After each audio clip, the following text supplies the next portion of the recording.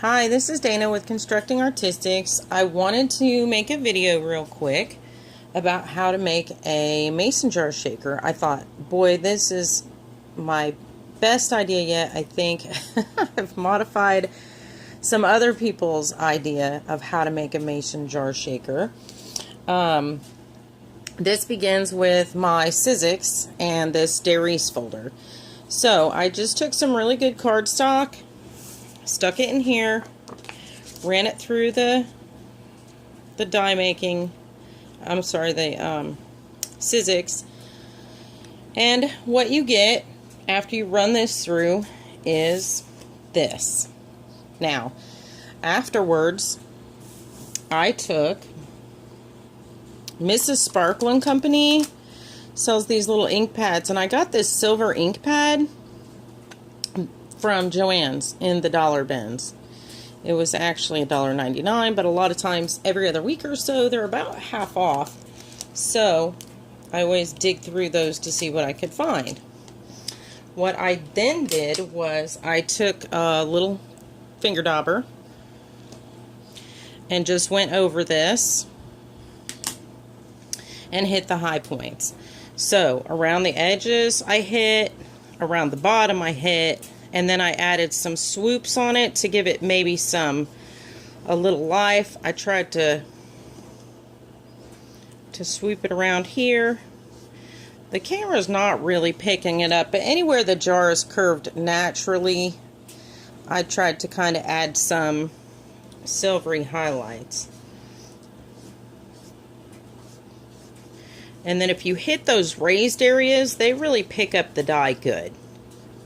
This is a dye ink, so it is not waterproof. I don't like that, but be careful if you get it on your hands. The next step was I took some ink. No, I'm sorry, I took some paint. This is a really inexpensive craft paint. This is Anita's paint. I got this in, I don't know if you can read that, galvanized metal, or galvanized tin. I'm sorry, it's number 308073. It's Anita's all-purpose metallic craft paint. So I put a little at the top. I did this before I cut it out just because it's easier. You don't have to be neat. You don't have to worry about overflow, but you do want to kind of paint that lip because a real mason jar overflows on that lip. So I have a little too much paint on here, but I'm going to swoop over the edge of that. God, that's a waste. I hate that. But now what we've done is we've painted the table, but in a few minutes when that dries, you can cut it out. Now, I actually cut on this wider, there's a very wide raised area from the embossing on the edge, and that's what I cut on because I'm not that great at fussy cutting. My eyes aren't as young as they used to be, and that's what you come up with. So now we're going to go from here. We're going to take this and turn it into a shaker card.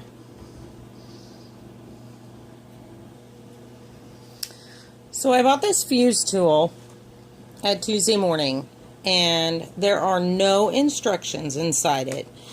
I cut it open. There is a note that if you go to the website, Becky Higgins' website, that there are tips and tricks. But there are no tips and tricks.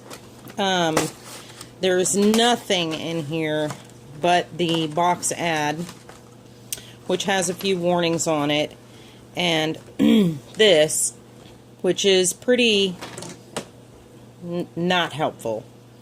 Not really. And it's in several different languages, but they're very brief. It says it's hot. It says to wait a few minutes for it to heat up.